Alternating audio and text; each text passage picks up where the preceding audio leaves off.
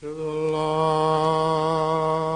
إله إلا الله وحده لا شريك له وأشهد أن محمدا عبده ورسوله أما بعد فأعوذ بالله من الشيطان الرجيم بسم الله الرحمن الرحيم الحمد لله رب العالمين الرحمن الرحيم مالك يوم الدين إياك نعبد وإياك نستعين اهدنا الصراط المستقيم صراط الذين أنعمت عليهم غير المغضوب عليهم ولا الضالين.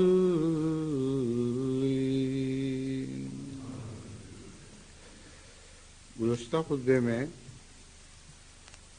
بیروگان، یتامہ، مجبور، معصور عورتوں اور بچوں پر رحم کی تعلیم کے تعلق میں قرآن کریم اور حضرت صلی اللہ علیہ وسلم کی سنت کی روشنی میں ایک مضمون شروع کیا گیا تھا، جو میں سمجھتا ہوں کہ اس خطبے میں بھی جاری رہنا چاہیے، کیونکہ اس کے کچھ پہلو بھی قابل ذکر باقی تھے۔ سب سے پہلے تو میں ان لوگوں کا ذکر کرتا ہوں جو اپنے دل کی سختی کی شکایت کرتے ہیں۔ کئی دفعہ لوگوں کو جو سمجھایا جاتا ہے تو کہتے ہیں کہ ہم چاہتے تو ہیں نرمی کرنا، مگر ہمارے دل میں ایک سختی ہے جس پر قابو پانا مشکل ہے۔ تو ان کو حضرت اقدس محمد مصطفیٰ صلی اللہ علیہ وسلم کی یہ نصیحت کام دے سکتی ہے، جو مسند احمد بن حنبل سے اور حضرت ابو ہریرہ رضی اللہ تعالیٰ عنہ کی ایک روایت سے لی گئی ہے۔ حضرت ابو ہریرہ بیان کرتے ہیں کہ ایک شخص نے رسول اللہ صلی اللہ علیہ وسلم کی خدمت میں اپنی سخت دلی کی شکایت کی،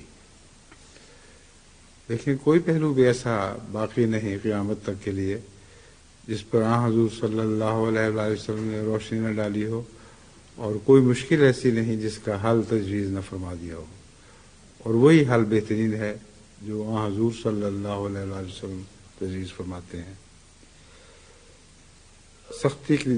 اپنی سخت دلی کی شکایت کی تو آپ نے فرمایا، اگر تو چاہتا ہے کہ تیرا دل نرم پڑ جائے تو مسکین کو کھانا کھلا اور یتیم کے سر پر دست شفقت رکھ۔ اس کا مطلب یہ ہے کہ براہ راست جب دکھ سے واسطہ پڑتا ہے اور دکھ دور کرنے کی کوشش کی جاتی ہے تو دل کی سختی از خود دور ہو جاتی ہے۔ یہ بہت ہی عجیب نسخہ ہے جس کی طرف عام طور پر دھیان نہیں جاتا۔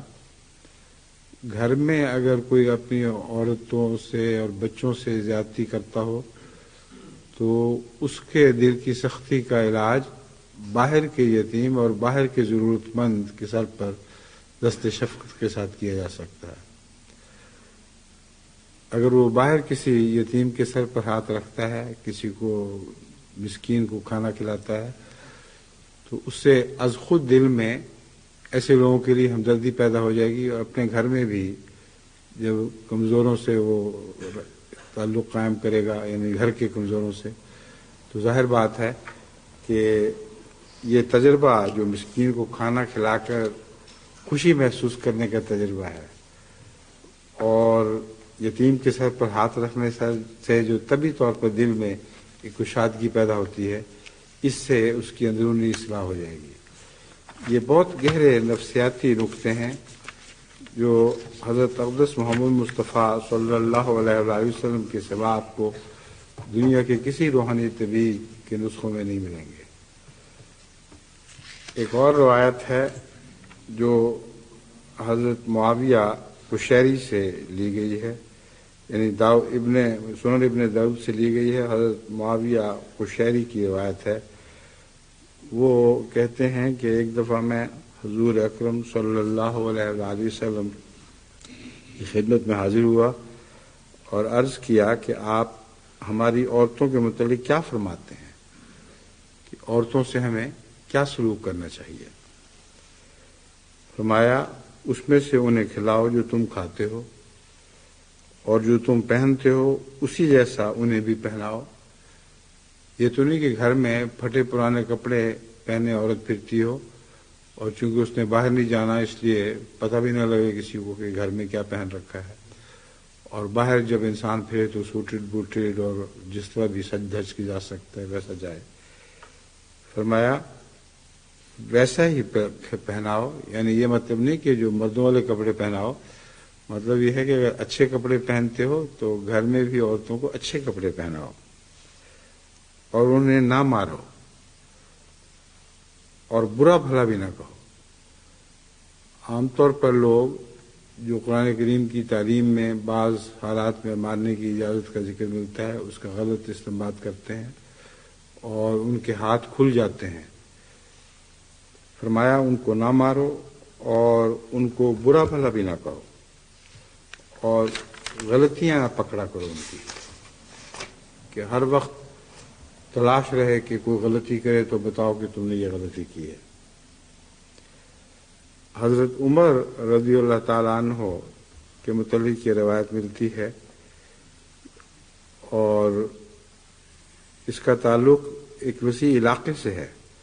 صحیح بخاری کتاب فضائل اصحاب النبی صلی اللہ علیہ وسلم میں یہ ذکر ہے کہ حضرت عمر بن میمون بیان کرتے ہیں کہ عمر رضی اللہ تعالیٰ عنہ فرمایا کرتے تھے کہ اگر اللہ تعالیٰ نے مجھے زندگی دی تو میں اہل عراق کی بیواؤں کو ایسی حالت میں چھوڑوں گا کہ انہیں میرے بعد کسی اور آدمی کی محتاجی نہ رہے گی۔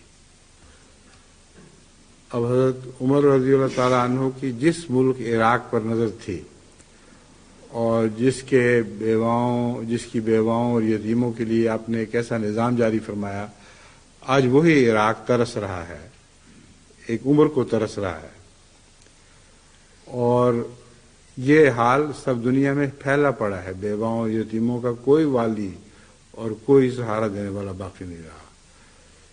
تو یہ حدیث خصوصیت کے ساتھ میں آپ کے سامنے اس لیے رکھنا چاہتا ہوں کہ اہل عراق کو اور وہاں کے مظلوم بچوں اور عورتوں اور بیواؤں اور یتامہ اور ان سب کو جو بہت مصیبت میں زندگی بسر کر رہے ہیں، ان سب کے لیے دعا کریں کہ اللہ تعالیٰ اپنے فضل سے ان کا کوئی سامان کرے، ورنہ ان پر بہت زبردست اور ظالم مسلط ہو چکے ہیں۔ ان کے ظلم سے بچانے کی ہمارے پاس اور کوئی راہ نہیں سوائے اس کے کہ دعائیں کریں اور اللہ تعالیٰ ہمیں توفیق عطا فرمائے۔ جس ملک میں بیواؤں، یتامہ اور مساکین کا خیال نہ رکھا جائے، اس ملک کا حال تو وہی ہوتا ہے جو سعدی نے بوستان میں کہا ہے کہ وہ چراغ جو ایک بیوہ عورت نے جلایا تو نے اکثر دیکھا ہوگا کہ اس سے ایک شہر جل گیا۔ بڑی پرحکمت بات ہے، ایک بیوہ عورت نے چراغ جلایا، وہ کون سا چراغ جلاتی ہے جس سے شہر جل جاتا ہے؟ اس کے دل کا دکھوں کا چراغ مراد ہے۔ یہ مراد نہیں کہ اپنے گھر میں چراغ جلایا اس سے شہر جل گیا، گھر کے چراغ سے تو اس کا گھر ہی جل سکتا تھا، مگر اس نے دل میں ایک دکھ کا چراغ جلایا ہے تو تم دیکھا ہوگا کہ اس سے سارا شہر جل گیا۔ تو اب تو شہروں کی باتیں نہیں، ملکوں کی باتیں ہیں۔ ایسے ملک جن میں بیواؤں یتیموں کی آہیں بلند ہو رہی ہیں، مسکینوں اور غریبوں کی آہیں بلند ہو رہی ہیں، خود سوزیاں کرتے ہیں بھوک سے نڈھال ہو کر تڑپ کر، اور کوئی ان کا پرسان حال نہیں۔ ان سے سارا ملک اگر جل نہ جائے تو کیا ہو؟ سارے ملک کو ان کی آنکھیں آگ لگا دیں گی اور لگا رہی ہیں، اور کوئی سمجھنے والا نہیں، کوئی دیکھنے والا نہیں۔ اس کے لیے اہل دل ہونا ہی کافی نہیں، اہل بصیرت ہونا بھی کافی ضروری ہے۔ اہل دل تو اس غم میں جلتے رہتے ہیں، لیکن اہل بصیرت اس کی تدبیریں بھی سوچتے ہیں۔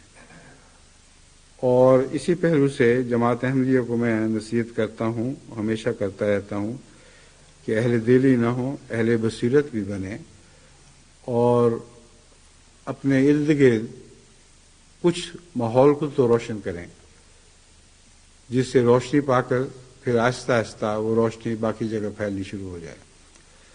یہ نصیحت آپ کو پہلے بھی کی تھی، اب پھر میں دوبارہ اس بات کی تکرار کر رہا ہوں کہ جس ملک میں بھی احمدی دیکھیں کہ بھوکوں، پیاسوں، غریبوں، یتیموں کی پرورش کرنے والا، ان کے سر پر ہاتھ رکھنے والا کوئی نہیں، وہ خود اس معاملے کو اپنے ہاتھ میں لیں اور ان کے ارد گرد ایک روشنی کا چراغ روشن کر دیں۔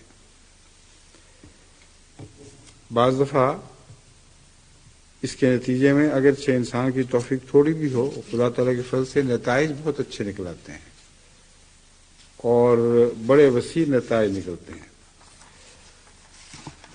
اس ضمن میں ایک بات میں یہ بھی عرض کر دوں کہ جب میں یتامہ کی بات کرتا ہوں تو اردو محاورے میں یتیم محض ایسے شخص کو نہیں کہتے جس کا باپ نہ ہو، بلکہ ایسے شخص کو بھی نہیں کہتے جو چھوٹا ہو اور غیر شادی شدہ ہو۔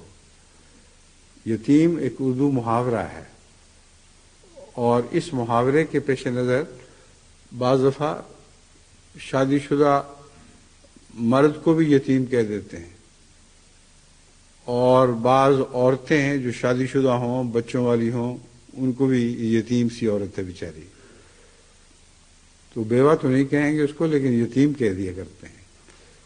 تو یتیم کا لفظ وسیع الاثر ہے، وسیع المعنی ہے، اور یاد رکھنا چاہیے کہ عورتیں ہی نہیں مظلوم ہوتی، مرد بھی مظلوم ہوتے ہیں، اور ایسے مظلوم ہوتے ہیں جن کو کہہ سکتے ہیں کہ یہ بیچارہ یتیم سا گھر میں پڑا ہوا ہے، اس کو کوئی پوچھنے والا نہیں۔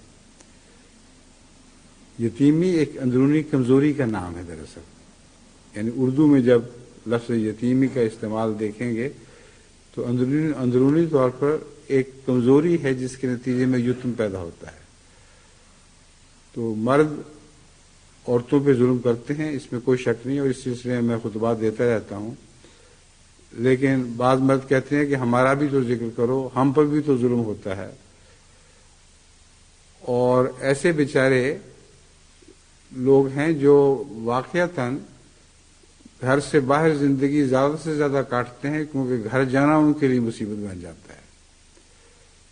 اسی ضمن میں ایک لطیفہ بھی بیان ہوا ہے کہ ایک شخص اپنے دوست کو بتا رہا تھا کہ میرا کتنا کام ہے۔ اس نے کہا دیکھو اتنے گھنٹے میں دفتر میں صرف کرتا ہوں، اتنے گھنٹے فلاں دکان پہ ملازمت کرتا ہوں، اتنے گھنٹے فلاں کام کرتا ہوں، اتنے گھنٹے فلاں جگہ کام کرتا ہوں، تو گھر کے لیے 2-4 گھنٹے صرف بچتے تھے۔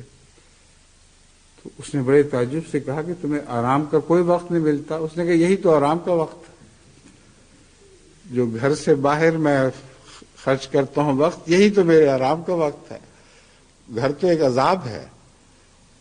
تو ایسے لوگ بھی ہیں بیچارے جن کی بیویاں ظالم ہوتی ہیں، اور ان کے لیے گھر جانا ایک مصیبت بن جاتا ہے۔ تو لفظ یتیم کو ان عام اور وسیع معنوں میں جب دیکھتا ہوں تو اس پہلو سے بھی بہت سی نصیحت کی باتیں ہیں جو جماعت کے سامنے کرنی چاہیے۔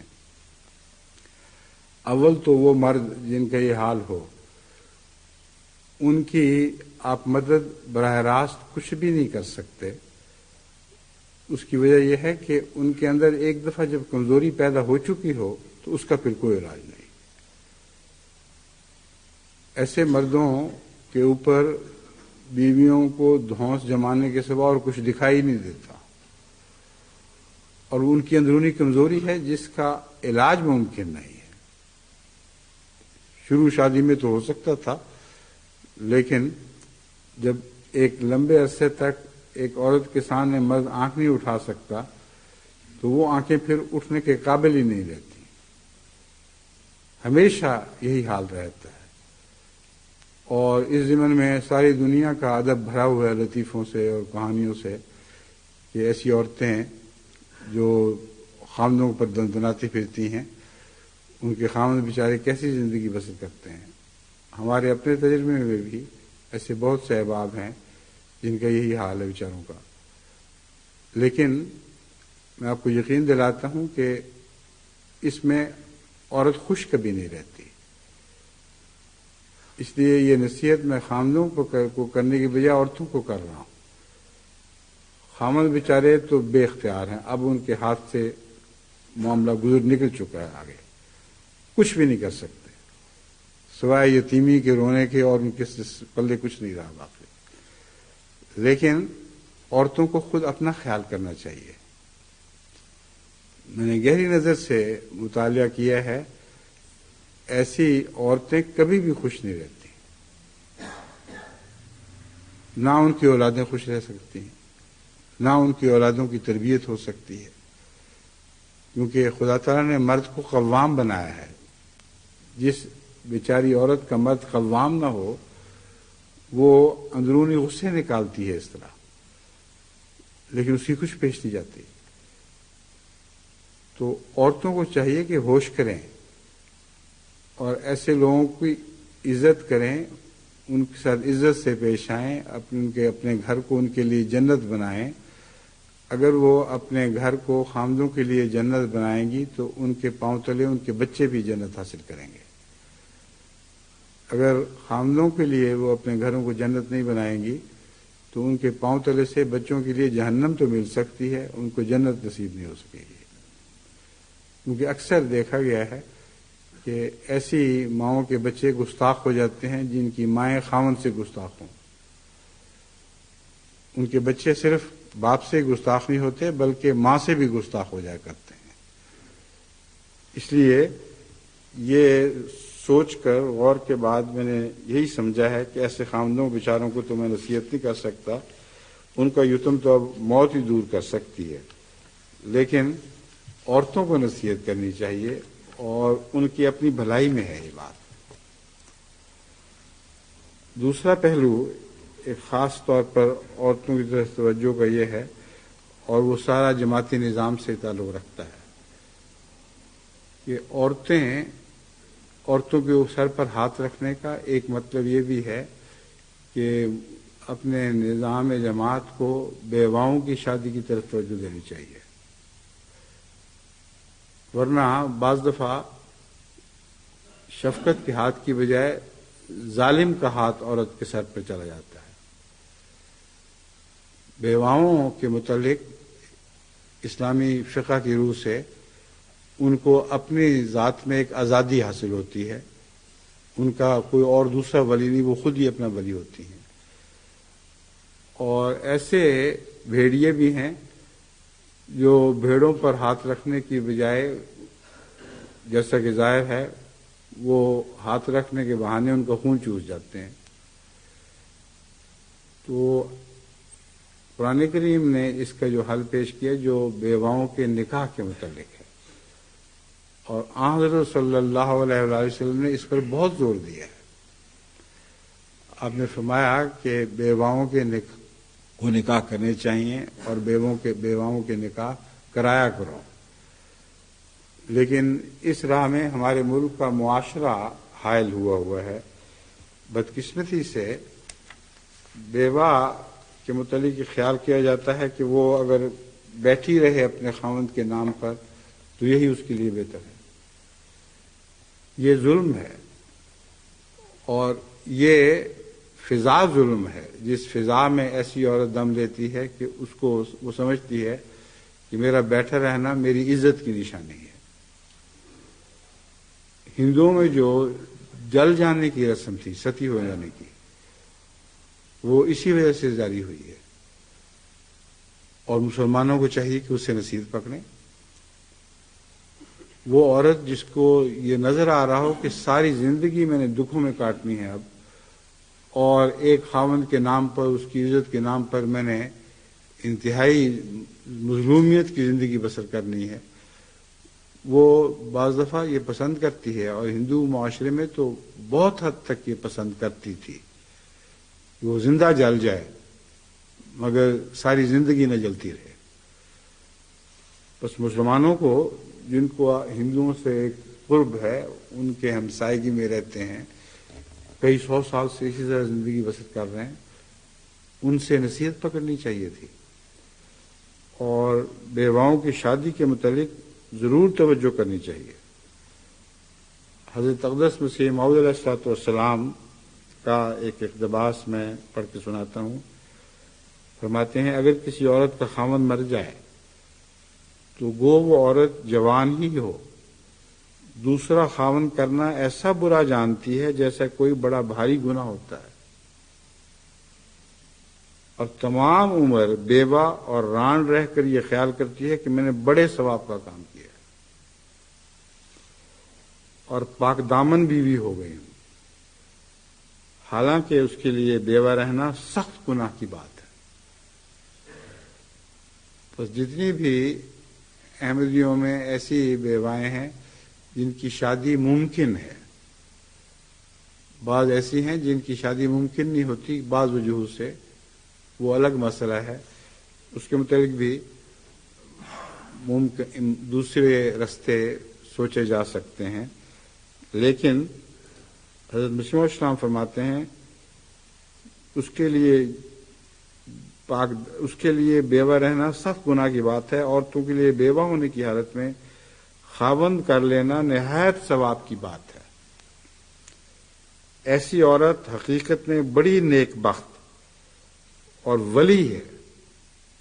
اب دیکھیں کتنا بڑا لقب حضرت مسیح موعود اسلام دے رہے ہیں، ایسی عورت بڑی حقیقت میں بڑی نیک بخت اور ولی ہے جو بیوہ ہونے کی حالت میں برے خیالات سے ڈر کر کسی سے نکاح کر لے،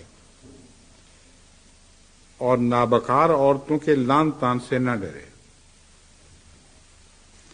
اب یہاں حضرت مسیح موعود علیہ السلام نے نکاح نہ کرنے کے لیے بھی ایک کھڑکی کھول دی ہے۔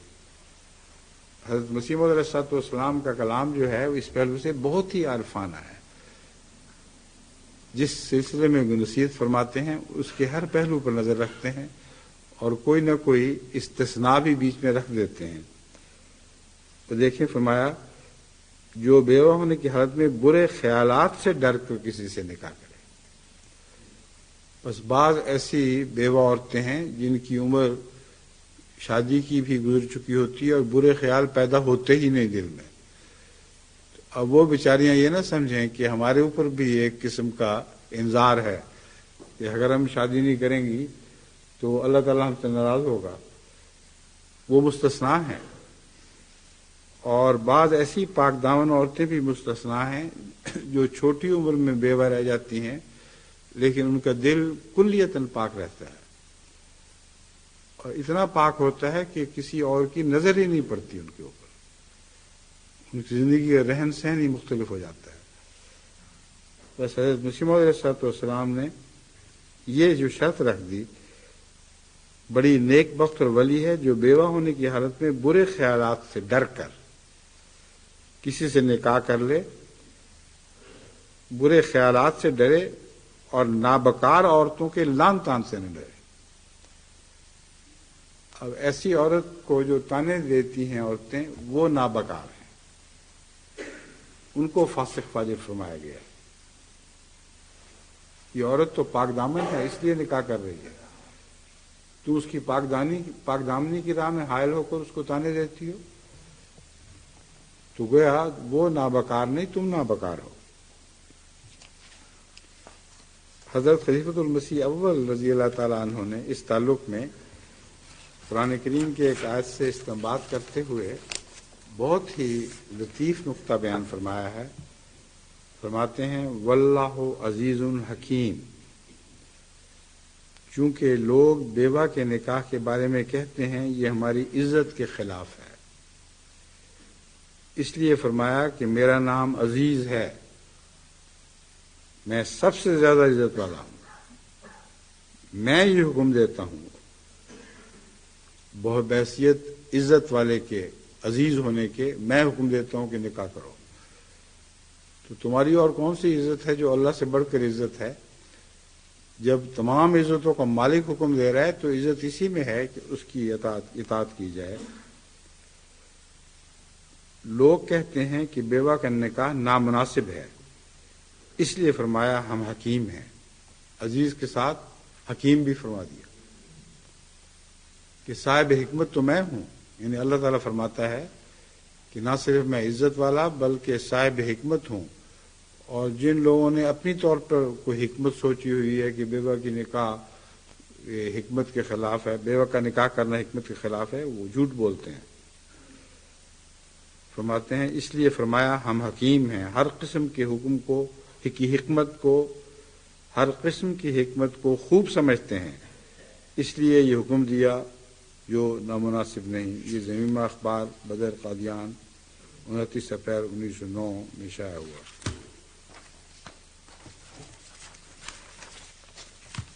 حضرت مسلم موعود رضی اللہ تعالیٰ عنہ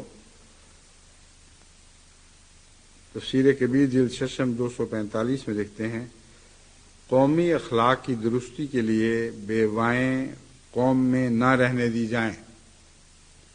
قومی اخلاق کی درستی کے لیے بیوائیں قوم میں نہ رہنے دی جائیں۔ ایک تو بیواؤں کا اپنا حق ہے، ایک قوم کا حق ہے کہ اپنے اخلاق کی حفاظت کرے، بلکہ ان کی شادی کر دی جائے۔ اسی طرح غلاموں اور رنڈیوں کی بھی شادی کی جائے۔ یہ قرآن کریم کی آیت کے حوالے سے تھا۔ یہاں اب غلامی کا اب تو سوال نہیں ہے، لیکن تفسیر کبیر میں چونکہ پرانے زمانے میں جب غلامی کا رواج عام تھا اس کی باتیں ہو رہی ہیں، اس لیے اس کا تعلق پہلے زمانے سے ہے۔ اور شادی میں مالی کمزوری کو مد نظر نہ رکھا جائے، اور جو شادی کر ہی نہ سکیں وہ اپنے اخلاق کی درستی کا خاص طور پر خیال رکھا کریں۔ اب شادی کر ہی نہ سکیں میں ایک اور بات بھی ہے جو قابل ذکر ہے، قابل توجہ ہے، کہ ہر عورت بیچاری کے بس میں بھی تو نہیں ہوتا کہ وہ شادی کر لے۔ بعض عورتیں شکل صورت کی کمزور ہوتی ہیں اور کئی ایسی باتیں پائی جاتی ہیں کہ رشتے آتے ہیں دیکھ کر وہ چلے جاتے ہیں۔ اب اگر وہ بیوہ بھی ہو تو اس کے بیچاری کا کیا باس؟ کوئی خامند بھی تو ہونا چاہیے جس کے ساتھ، یعنی ہونے والا خامند جس کے ساتھ شادی کی جائے۔ اس پر مجھے ایک انگلستان کے ایک پرائم منسٹر کا قول یاد آ گیا جو بہت گہری عقل والا اور دلچسپ قول ہے۔ اس نے پارلیمنٹ میں اعلان کیا کہ جہاں تک میری حکومت کی پالیسی کا تعلق ہے، میں اس بات کے حق میں ہوں کہ سب عورتوں کی شادی ہونی ضروری ہے، مگر سب مردوں کی شادی ہونی ضروری نہیں۔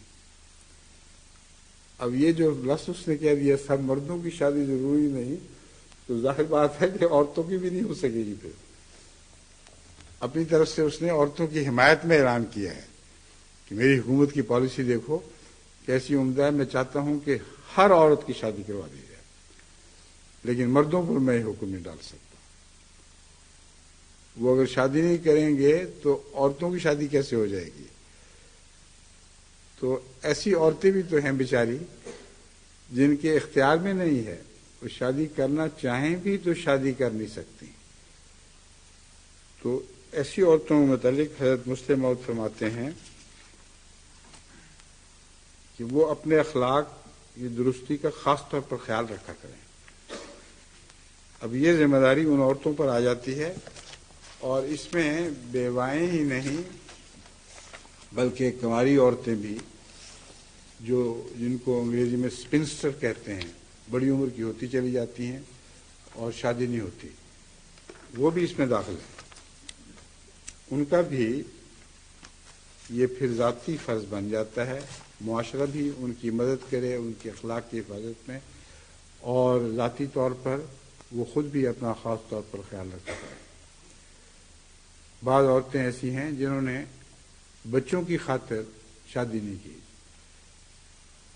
ان پر کوئی حرف نہیں ہے اگر وہ اپنے اخلاق کی حفاظت کرتی ہیں، اور ان کے اخلاق کی حفاظت کا ثبوت پھر یہ ہے کہ ان کی زندگی کی کیفیت ہی بدل جایا کرتی ہے، اور بچے بھی سمجھتے ہیں کہ ایک پاک دامن ماں کے سائے تلے ہم زندگی بسر کر رہے ہیں۔ تو کوئی قاعدہ کلی ایسا تو نہیں بنایا جا سکتا کہ جس کے نتیجے میں ادھر کوئی بیوہ ہوئی ادھر اس کی شادی کا انتظام کر دیا جائے، نہ یہ دیکھا جائے کہ بچوں کا کیا حال ہوگا۔ بعض دفعہ ایک حکم ایک دوسرے حکم کے مقابل پر کھڑا ہو جایا کرتا ہے، یعنی جہاں بیوگان کا خیال رکھنے کی تعلیم ہے وہاں یتامہ کا بھی تو حق ہے۔ بس اگر کوئی ماں یہ سمجھے کہ میری شادی کرنے سے میرے یتیم بچے رول جائیں گے،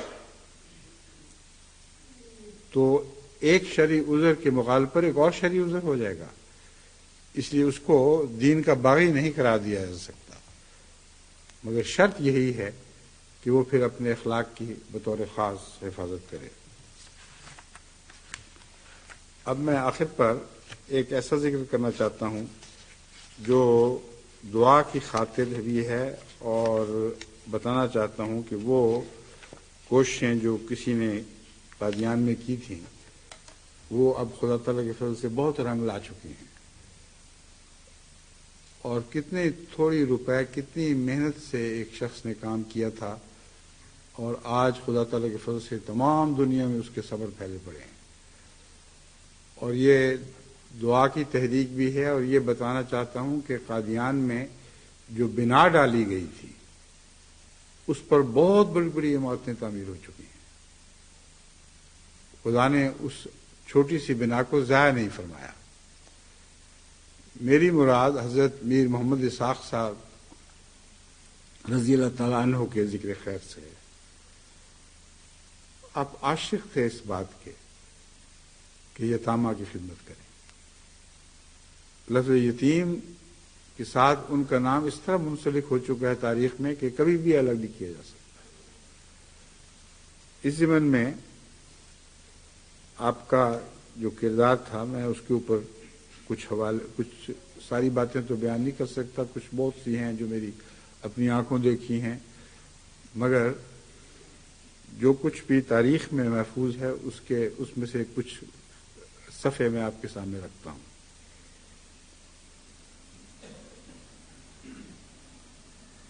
ایک وقت تھا کہ باقاعدہ نظام کے طور پر ان کا یتیموں وغیرہ کا خیال رکھنے کا کوئی نظام نہیں تھا۔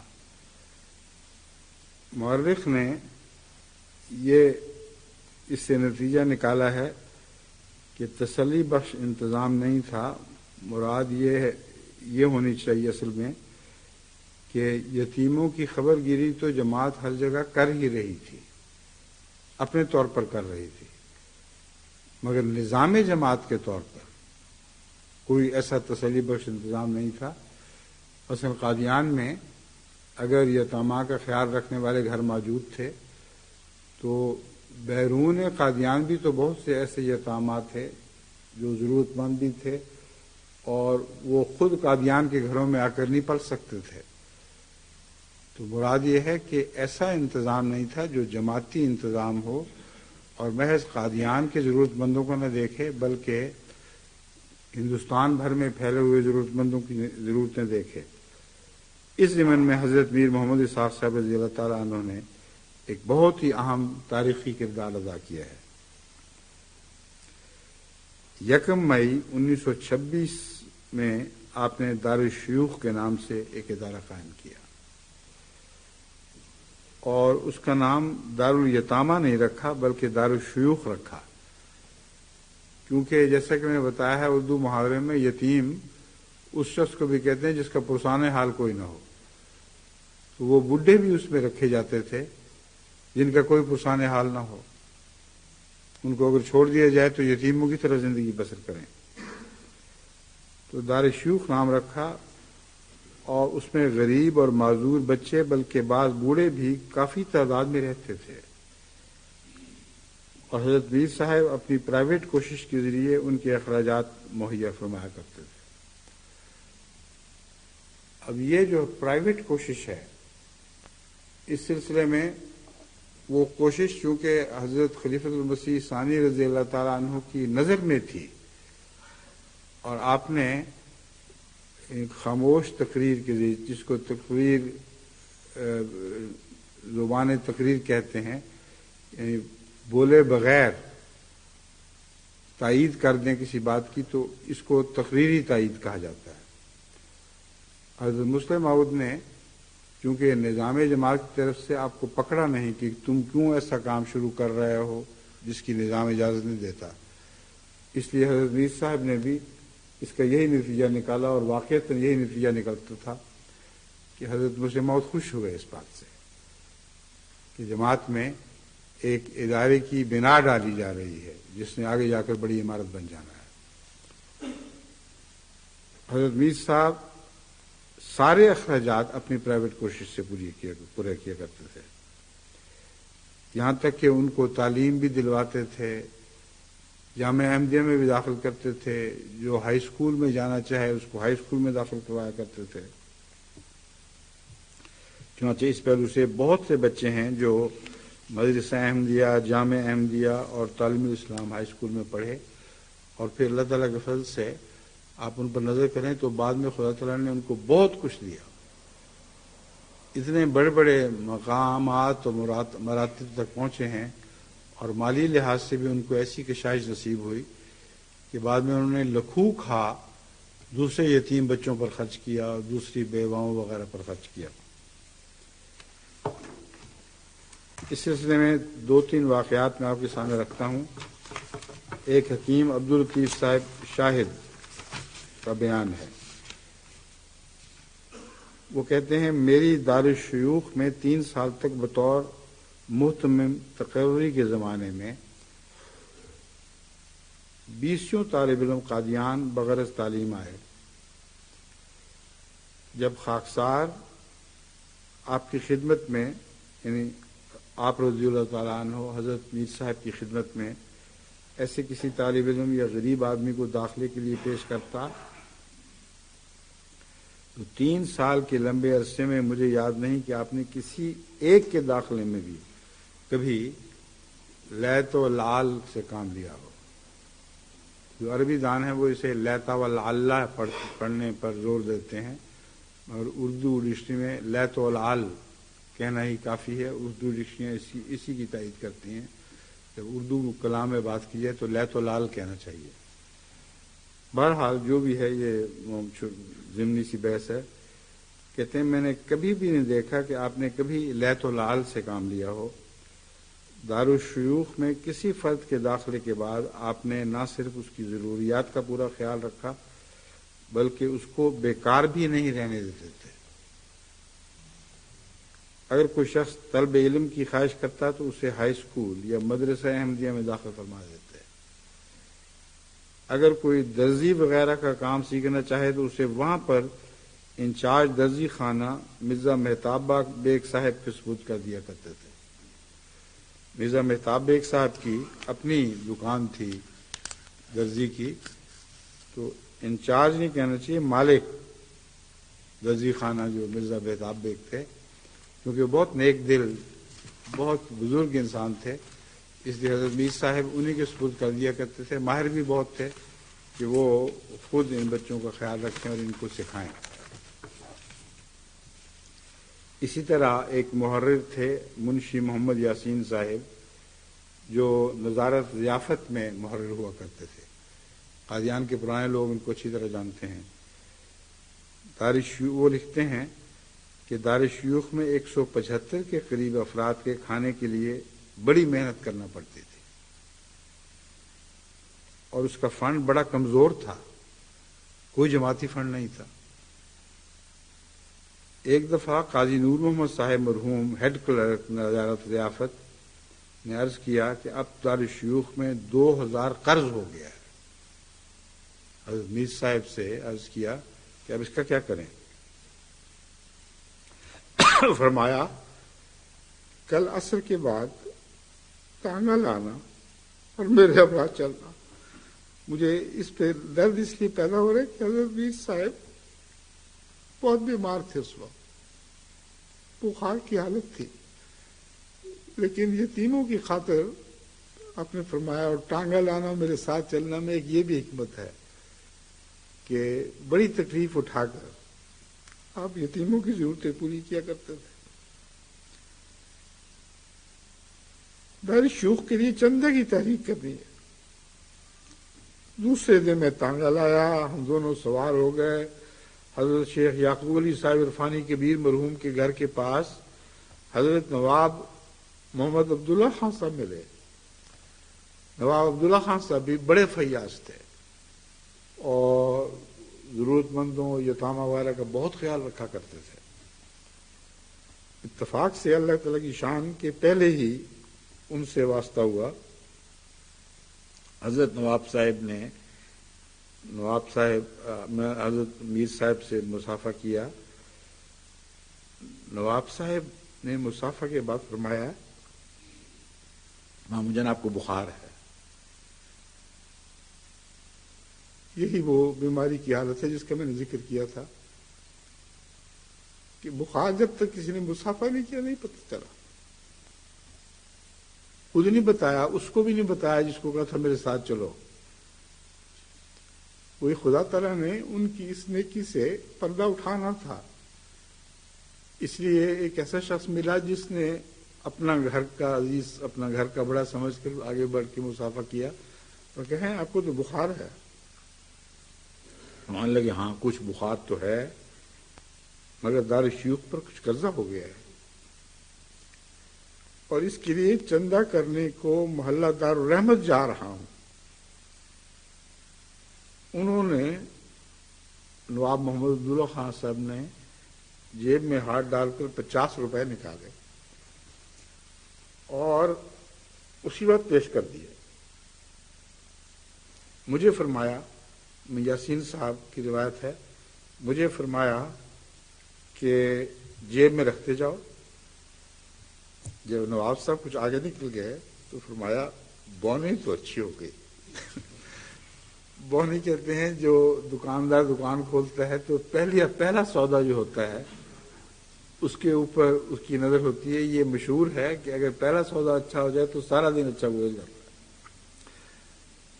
تو وہ تو پتہ نہیں لوگوں کا اچھا گزرتا ہے کہ نہیں. میر صاحب تو خدا کی خاطر نکلے تھے، بونی بھی خدا نے کروائی تھی اور دن بھی لازماً اچھا گزرنا تھا. بونی تو بہت اچھی ہو گئی ہے. غرض محلہ دار الرحمت میں پہنچے. اب مجھے سمجھ نہیں آئی کہ محلہ دار الرحمت کا کیوں انتخاب کیا ہے. شاید لفظ رحمت میں کچھ آپ نے ایسی بات دیکھی کہ اللہ کی رحمت کی تلاش میں نکلا ہوں تو دار الرحمت میں جانا چاہیے. مغرب کی نماز کے بعد تحریک کی گئی اور مغرب کی نماز کے بعد تحریک کی گئی اس میں ایک اور بزرگ کا بھی ذکر مل گیا ہے جن کو خود بھی غریبوں اور مسکینوں کی خدمت کا بہت شوق تھا. حضرت مولوی ابوالعطا صاحب جلندری تھے. ان سے تقریر کروائی. معلوم ہوتا ہے طبیعت کافی خراب تھی، ورنہ حضرت میر صاحب خود بہت اچھے مقرر تھے اور ایسی باتیں جو دل پر اثر انداز کرنے والی ہوں اس میں تو آپ کو تقریر کا ایسا ملکہ تھا کہ بعض تقریروں میں وہ لوگ جو شامل ہوئے ہیں پرانے زمانے کے جو زندہ ہیں ابھی تک جانتے ہیں کہ شروع سے آخر تک لوگوں کی چیخیں نکل جایا کرتے ہیں. بڑا درد انگیز بیان ہوا کرتا تھا، خود بھی روتے تھے، لوگوں کو بھی رلایا کرتے تھے. تو اس وقت اتنی اہم تحریک کے وقت خود نہ اٹھنا یہ بھی میرے نزدیک اس بات کی علامت ہے کہ آپ کو توفیق نہیں تھی اس وقت.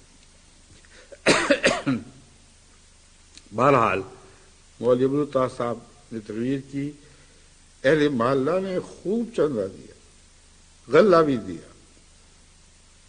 پھر دوسرے دن بھی گئے اور اس دفعہ دارالفضل گئے، اور اس کے بعد پھر یہ سلسلہ جاری رکھا. یہاں سے شروع ہوا رحمت سے، پھر فضل، پھر دوسرے محلوں میں بھی جاتے رہے. ایک ہفتے کے اندر اندر 2500 روپے جمع ہو گیا. غلہ اس کے علاوہ تھا. قاضی صاحب سے فرمانے لگے جب کمی ہو جائے گی پھر بتا دینا، پھر میں اسی طرح اکٹھے کر لوں گا. ایک دفعہ حافظ عبدالعزیز صاحب مؤذن مسجد اقصی کا یہ بیان ہے کہ ایک دفعہ ایک معزز احمدی قادیان تشریف لائے. وہ باوجہ عدیم الفرصتی کے 1 گھنٹے کے لیے حضرت اقدس ایدہ اللہ تعالیٰ کی ملاقات کو آئے تھے. کہیں باہر سے آئے تھے، صاحب حیثیت تھے، اور بالکل مختصر ملاقات کے لیے پھر واپس چلے جانا تھا. حضرت میر صاحب رضی اللہ تعالیٰ عنہ ایسے لوگوں کی طاق میں رہا کرتے تھے تاکہ ان کو بھی ثواب میں شامل کر لیں. جانتے تھے کہ صاحب حیثیت ہیں، تو طریقہ بہت اچھا ڈھونڈا انہوں نے. فوراً بھائی احمد الدین صاحب ڈنگوی کی دکان سے ان کے لسی اور ناشتے کا انتظام کیا. ان کو ساتھ لے کر دار شیوخ میں تشریف لائے. جب لسی اور ناشتہ پیش کیا تو ویسے بھی اس وقت آنے والے کی عزت افزائی ہونی چاہیے تھی، مہمان کی خدمت ہونی چاہیے تھی. تو ذاتی طور پر جب ان کو لسی ناشتہ وغیرہ ملا تو بہت خوش ہوئے. تو کہا آئے اب میں آپ کو دار شیوخ بھی دکھا دوں. دار شیوخ میں تشریف لائے. فرمایا کہ جماعت کے یتیم اور مسکین ہیں.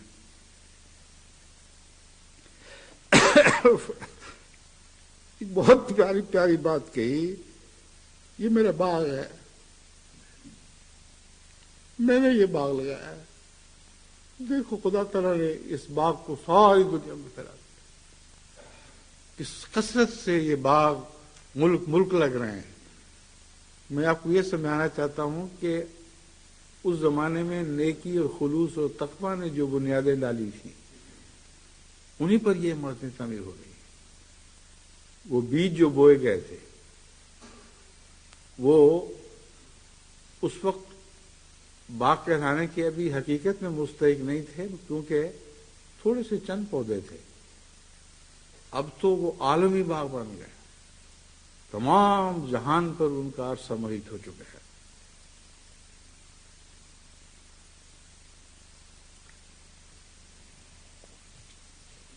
فرمایا اللہ کی خاطر لگایا.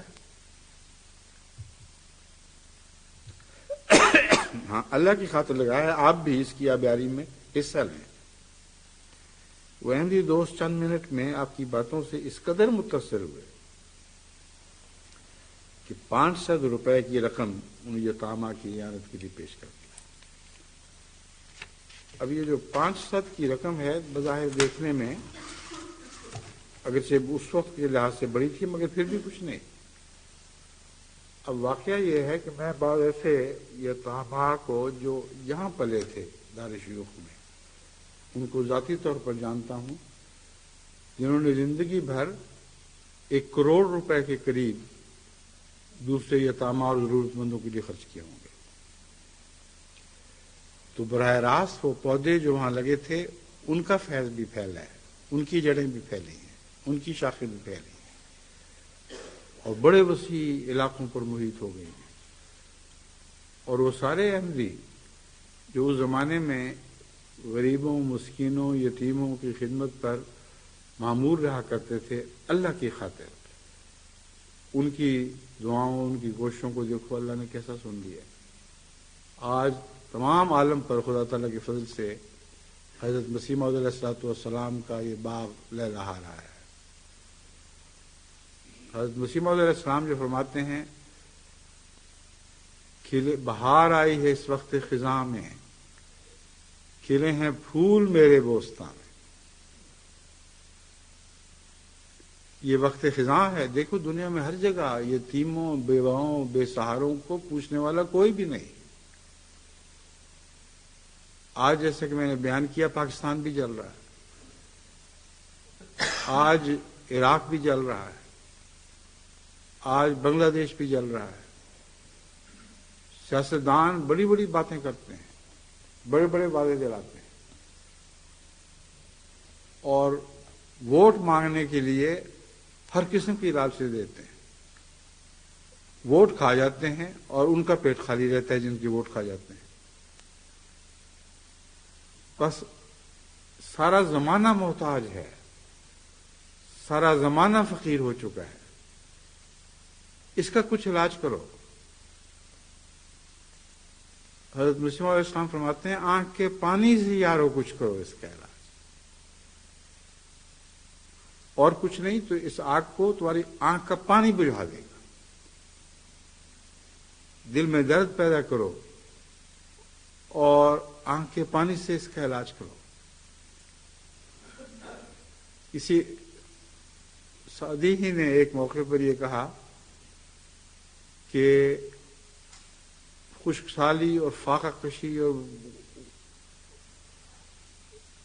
غربت کا ایک موقع پر یہ عالم تھا سارے ملک کا کہ سب پانی خشک ہو گئے تھے سوائے یتیم کی آنکھ کے پانی کے۔ بہت پیاری بات کہی ہے، سب پانی خشک ہو گئے مگر یتیم کی آنکھ کا پانی خشک ہو گیا۔ آج وقت ہے کہ میں چاہتا ہوں کہ سب دنیا کے پانی سوکھ جائیں مگر اے احمدیو تمہاری آنکھ کا پانی نہ سوکھے۔ آج تمہاری ہی آنکھ کا پانی ہے جو ان باغوں کی آبیاری کرے گا، اور اللہ تعالیٰ کے فضل کے ساتھ یہ پانی ہے جو اس آگ کو بجھائے گا۔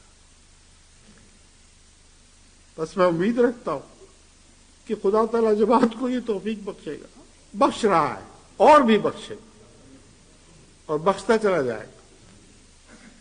آج اگر آپ نے دنیا کا ساتھ چھوڑ دیا تو کوئی دنیا کا ساتھ نہیں، ساتھ دینے والا نہیں رہے۔ ہر نیکی کی بنا جماعت احمدیہ ہے، ہر نیکی کے استحکام جماعت احمدیہ سے وابستہ ہو چکا ہے۔ بس اللہ کے فضل کے ساتھ دعائیں کرتے ہوئے دعاؤں میں بھی آنکھ کا پانی برسے اور ان معنوں میں بھی برسے کہ ان پودوں کی آبیاری اب کرنے والے ہوں، جتنی توفیق ہو اس کے مطابق ان باغوں کو لہلہاتا ہی رکھے ہمیشہ۔ خدمت خلق کے باغات ہیں، اللہ تعالی ہماری توفیق کو بڑھائے۔ یہ بنیادی مقاصد میں داخل ہے۔ دو ہی تو مقصد ہیں، اللہ سے تعلق اور بنی نوع انسان سے تعلق، اور اللہ کا تعلق منحصر ہے اس بات پر کہ بنی نوع انسان سے تعلق۔ اللہ کا تعلق افضل ہے مگر شروع بنی نوع انسان کے تعلق سے ہوتا ہے۔ اگر بنی نوع انسان سے تعلق نہیں ہے تو پھر خدا بھی اپنی رحمت اور شفقت کا ہاتھ اٹھا لیا کرتا ہے۔ خدا کے بندوں سے پیار کرنا سیکھو، چاہے دل میں یہ نیت ہو کہ اللہ مجھ سے پیار کرے۔ اگر خدا کے بندوں سے پیار کرو گے تو اللہ ضرور پیار کرے گا۔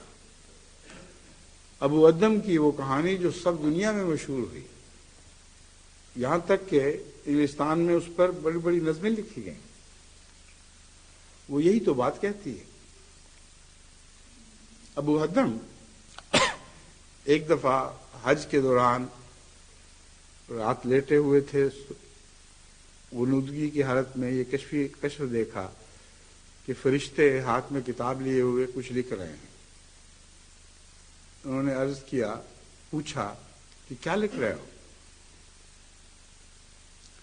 انہوں نے کہا ان لوگوں کے نام لکھ رہے ہیں جن کو خدا سے محبت ہے۔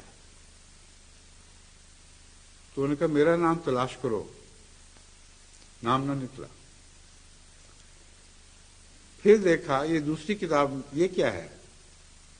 انہوں نے کہا یہ ان لوگوں کی کتاب ہے جن کو اللہ کے بندوں سے محبت ہے۔ اس میں ابو ادم کا نام سر فہرست تھا۔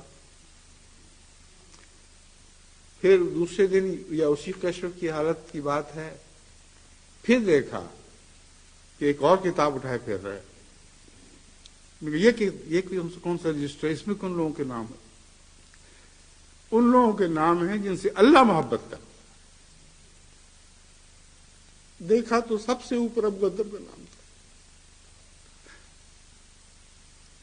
جس کا خدا کے بندوں کی خدمت میں نام تھا، اس کا خدا کی محبت میں بھی نام تھا. اگرچہ بظاہر یہ نہیں تھا کہ خدا سے محبت کرتا ہے، اس کے بندوں سے محبت کرتا تھا، مگر جب اللہ کی محبت کی باری آئی تو اس کا نام سر فہرست تھا، جو اللہ کے بندوں سے محبت کرتا تھا. بس اسی دعا پر میں اس خطبے کا اختتام کرتا ہوں کہ خدا کرے کہ ہمیشہ رہتے وقتوں تک جماعت کا نام ان رجسٹروں میں لکھا جائے جن میں ان کے نام ہیں جن سے اللہ محبت کرتا ہے.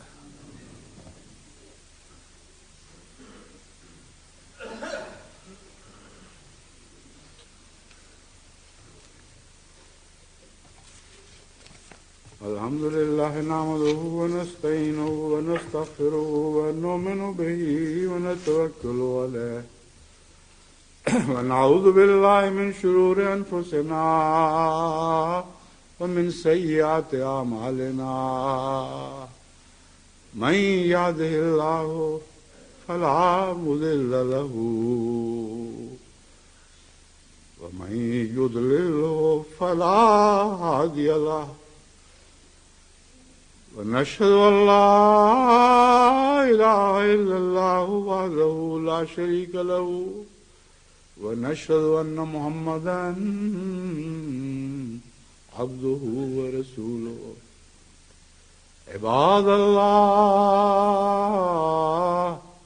رحمكم الله إن الله يأمر بالعدل والإحسان وإيتاء ذي القربى وينهى عن الفحشاء والمنكر والبغي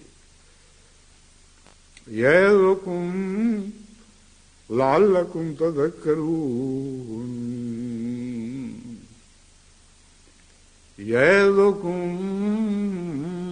لعلكم تذكرون يعظكم لعلكم تذكرون. اذكروا الله يذكركم وادعوه يستجب لكم